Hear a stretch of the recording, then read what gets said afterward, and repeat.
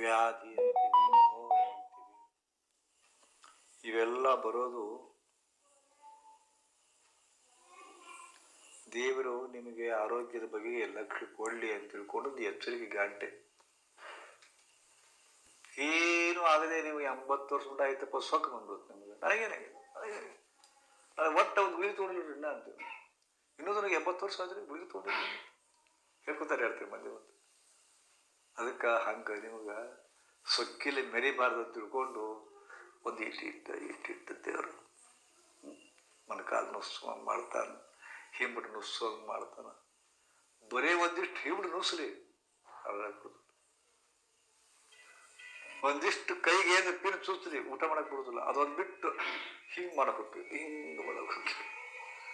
ಎಷ್ಟು ಕೆಟ್ಟ ಹೋಗ್ತದೇನು. ಒಂದು ಬೆರಳಿಗೆ ಪಿನ್ ಚುಚ್ಚಿದ್ರೆ ಆದ್ರೆ ಎಲ್ಲ ಬರೋಬ್ಬರಿದಾಗ ಏನು ಇರಿಸೋದಿಲ್ಲ. ಅದ ನಿಮಗೆ ನೋವು ಜಡ್ಡು ಜಾಪತ್ರೆ ಬರೋದು ಯಾಕಪ್ಪ ಅಂದ್ರೆ ಕರ್ಮಗಳು, ನಿಮ್ಮ ಕರ್ಮಗಳು, ಕೆಟ್ಟ ಕರ್ಮಗಳು. ಒಳ್ಳೆಯ ಕರ್ಮಗಳನ್ನ ಮಾಡಿದಿರಿ ಒಳ್ಳೆಯ ಫಲ, ಕೆಟ್ಟ ಕರ್ಮಗಳನ್ನು ಮಾಡಿದಿರಿ ಕೆಟ್ಟ ಫಲ. ಇದನ್ನ ನಿಖರವಾಗಿ ಲೆಕ್ಕ ಇಡುವರು ಯಾರು? ನೀವು ಮಾಡುವ ಕರ್ಮಗಳು ಕೆಟ್ಟು ಒಳ್ಳೆಯದು ಯಾರು ಡಿಸೈಡ್ ಮಾಡ್ತಾರ? ಯಾಕಂದ್ರೆ ನಿಮಗಂತೂ ಅನಿಸೋದಿಲ್ಲ ಅದು. ನೀವೇನು ಮಾಡ್ತೀರಿ ನಾ ಬರಬರಿನ ಮಾಡಕತ್ತೀನಿ ಅಂತ ತಿಳ್ಬಿಡ್ತೀನಿ. ನೀವು ಅನಿಸುತ್ತೆ ನಿಮಗೆ ಕೆಟ್ಟ ಕರ್ಮ ಮಾಡಾಕತ್ತೀರಿ ಅಂತ ಒಮ್ಮೆ ಅನಿಸ್ದಾಗ ಸಹಿತ ಮನಸ್ಸು ಹೇಳ್ತದೆ ಕೆಟ್ಟಾಯ್ತು, ಸಂಪೂರ್ಣ ಮಾಡ್ತೈತಿ, ಹಶಪ್ ಮಾಡ್ತೀವಿ. ಅದನ್ನ ಮನಸ್ಸಿನ ಮಾತನ್ನ ಮೀರಿ, ಅಂತಃಸಾಕ್ಷಿಯ ಮಾತನ್ನ ಮೀರಿ ನಾವು ಕೆಟ್ಟ ಕಾರ್ಯಗಳನ್ನು ಮಾಡ್ತೀವಿ. ಹೌದಾ? ಅವಾಗ ನಮ್ಮ ಬುದ್ಧಿಗೆ ಮಂಪರು ಬರೆದಿರ್ತದೆ. ಬುದ್ಧಿಗೆ ಮಂಪರು ಕವಿದಾಗ ಏನು ಮಾಡ್ತೀವೋ ನಮಗೆ ಗೊತ್ತಿರುತ್ತಿಲ್ಲ.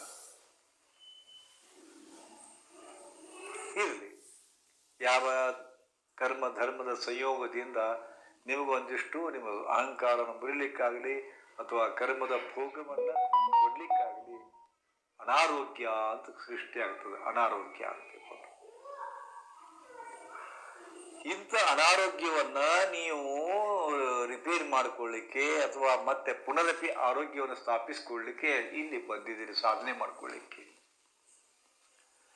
ಹೀಗೆ ಒಂದು ತಗೊಂಡ್ರೆ ಒಂದು ಫ್ರೀ ಅಂತ ಹಂಗ ಚಿಕಿತ್ಸೆ ತಗೊಳ್ಳಿಕ್ಕೆ ಬಂದವರಿಗೆ ಗುರುಗಳ ಸತ್ಸಂಗ ಫ್ರೀ ಆಗಿ ಸಿಗ್ತಾ ಇದೆ. ಇದು 5ನೇ ದಿವಸ ನಂಬಿಕೆಯ ಬಗ್ಗೆ ಹೇಳ್ತು. ನಿನ್ನೆ ಪ್ರಾರ್ಥನೆ ಬಗ್ಗೆ ಹೇಳಿದೆ, ಬಿಲೀಫ್ ಒಂದು ಥೆರಪಿ ಅಂತ ಹೇಳಿದೆ, ನಂಬಿಕೆ ಅನ್ನೋದೊಂದು ಚಿಕಿತ್ಸೆ ಅಂತ ಹೇಳಿದೆ, ಈಗ ಪ್ರಾರ್ಥನೆ ಅನ್ನೋದೊಂದು ಚಿಕಿತ್ಸೆ ಅಂತ ಹೇಳಿ. ನಾ ಏನು ಬಿಡ್ಕೊಂಡ್ರೆ ನಿಮ್ಗೆ ಗೊತ್ತಾನೆ ಆಗುದಿಲ್ಲ. ನಿಮಗೆ ತಿಳಿಯುವಂಗ ಸರಳ ಭಾಷೆಯೊಳಗ ಹೇಳಬೇಕಂದ್ರೆ ನೀವು ಮಾತಾಡುವ ಮಾತು ಮಂತ್ರ ಆಗ್ತದೆ. ಮಾತಾಡೋ ಮಾತು ಯಾವ ಮಂತ್ರ ಹಾಕೋಪ್ಪ ಅದ್ರ ಕರುಣ ಇರಬೇಕು, ದಯಾ ಇರಬೇಕು, ಮಮತಾ ಇರಬೇಕು, ನಮ್ಮವರು ಎಂಬಂತ ಇದು ಇರಬೇಕು. ಹೌದಾ? ಅವಾಗ ನಿಮಗೆ ಕೆಟ್ಟ ಮಾತು ಬರೋದಿಲ್ಲ. ಒಳ್ಳೆಯ ಮಾತುಗಳನ್ನು ಕೇಳಿದಾಗ ಎಷ್ಟು ಸುಖ ಅನಿಸುತ್ತ. ಯಾವ ಬಂದ್ರಿ ಕಾರ್ ನೀರು ಕೊಟ್ರ, ನೀರು ಕುಡಿದ್ರಿ, ಇದು ತಗೊಂಡ್ರಿ, ಚಾ ಕುಡಿದ್ರಿ, ಹೀಗೆಲ್ಲ ಮಾತಾಡಿದಾಗ ಖುಷಿ ಅನಿಸುತ್ತಿಲ್ಲ. ನೀವು ಬಂದು ಕುಂತಿರ್ತೀರ ಒಬ್ರು ಮನ್ಯಾಗ, ಅವ್ರಿಗೆ ಹಿರಿಯರು ಬರ್ತಾರ, ಬಂದ್ ಕೂಳೆ ಯಾಕ್ರಿ ಹಾಯ್ ತಗೊಳ್ಕೊಂಡು ಒಳಗೆ ಕೂಡ್ತಾರ. ಅವ ಹೆಂಗ ಅನಿಸುತ್ತ?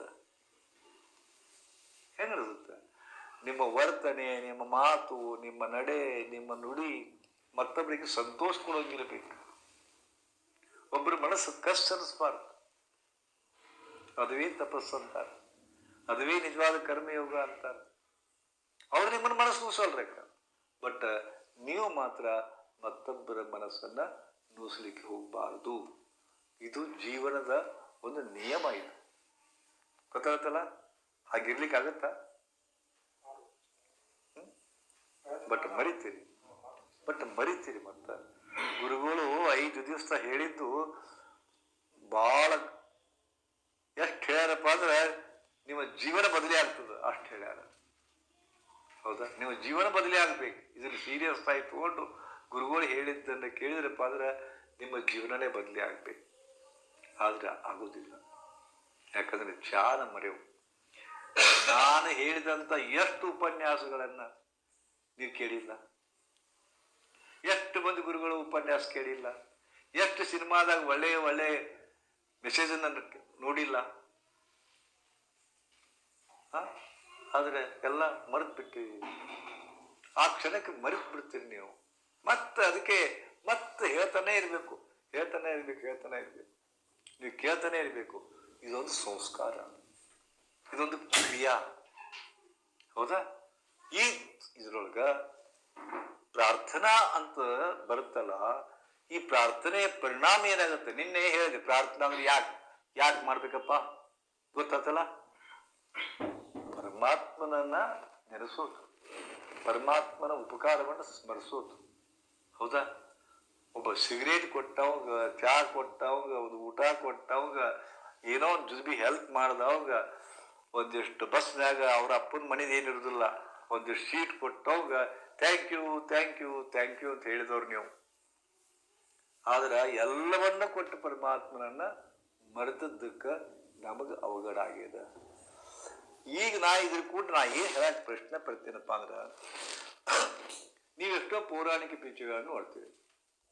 ಹೌದಾ? ಈ ಪ್ರಾರ್ಥನೆ ಒಂದು ಪಿಚ್ ಅಂತದು, ಪಿಚ್